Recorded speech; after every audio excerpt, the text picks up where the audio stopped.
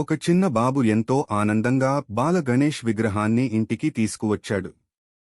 చిన్న గణేష్ కూడా బాబుకి చిరునవ్వు ఇస్తూ హృదయాన్ని హత్తుకున్నాడు. రోజులు గడుస్తున్నాయి.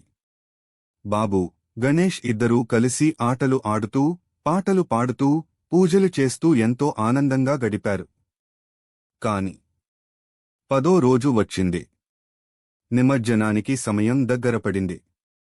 ఇంట్లో పెద్దవాళ్లు సిద్ధం కావడం మొదలుపెట్టారు. బాబు మనసు మాత్రం దుఃఖంతో నిండిపోయింది. బాబు కన్నీళ్లు పెట్టుకుంటూ, గణపయ్యా, నువ్వు ఎప్పుడూ నాతోనే ఉండాలి అని అన్నాడు.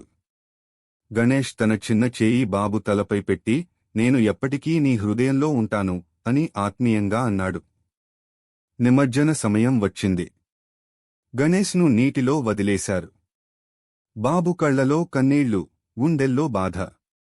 నీటిలో మెల్లగా మాయమవుతున్న గణేష్ని చూస్తూ బాబు బిగ్గరగా ఏడ్చాడు. అంతలోనే ఆకాశం వైపు చూశాడు బాబు. అక్కడ మేఘాల మధ్యన గణేష్ ముఖం మెరిసింది. చిరునవ్వుతో, నువ్వు ఎప్పుడూ విజయవంతుడివవుతావు. నేను నీతోనే ఉంటాను అని ఆశీర్వదించాడు. బాబు కన్నీళ్లు తుడుచుకుని చిరునవ్వు చిందించాడు. గణేశుడు శరీరంలో కాదు, కాని